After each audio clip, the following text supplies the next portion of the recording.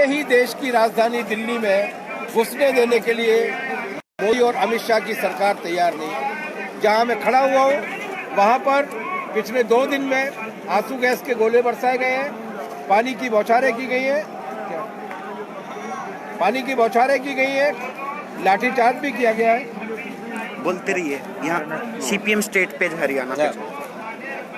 यहाँ लाठीचार्ज भी किया गया है और ये सारे काम भी किए गए हैं और उनको घुसने नहीं दे रहे हैं। कल दोपहर में एक रास्ता निकालने की कोशिश की गई थी, लेकिन रास्ता जिस तरीके से लोगों से बातचीत करके सारे लोगों को विश्वास में लेकर वो रास्ता न निकाले जाने की वजह से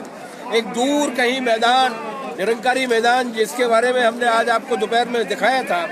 उस मैदान से उन्होंने वहाँ पर उनको रखने की जो पेशकश की, किसान वहाँ जाने के लिए तैयार नहीं है। और बिल्कुल सही बात है, उनका कहना है कि अब अगर इस रावण के खिलाफ लड़ना है तो रामलीला मैदान से ज़्यादा होली में 6-6 महीने का राशन है उनके पास, लकड़ियाँ हैं तापने के लिए, ओढ़ने के लिए रजाइयाँ हैं, बिछाने के लिए गद्दे हैं और चाय बनाने के लिए भी पूरी सामग्री है। वो पूरी तैयारी के साथ यहाँ पर आए हैं। हमारे साथ student federation of India SFI के राष्ट्रीय महासचिव कमल मयूख विश्वास जी भी हैं। वो आपको बताएंगे कि किस तरीके से इस पूरे किसान आंदोलन की जो दूसरी खास बात है, वो दूसरी खास बात यह है कि इसमें जो यूथफुलनेस है, इसका जो नौजवान उत्साह है, इसका जो यौवन है,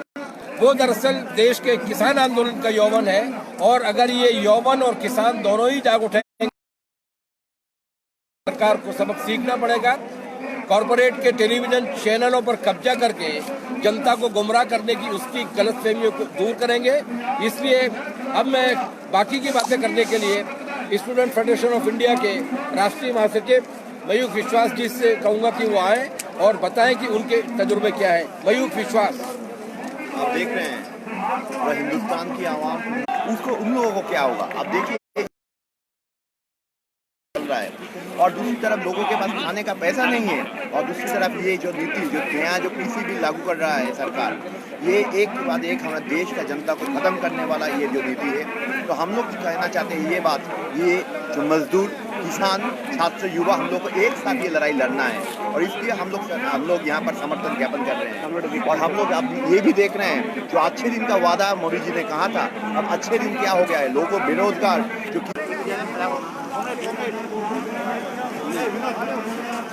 अखिल भारतीय खेत मजदूर यूनियन की ओर से हम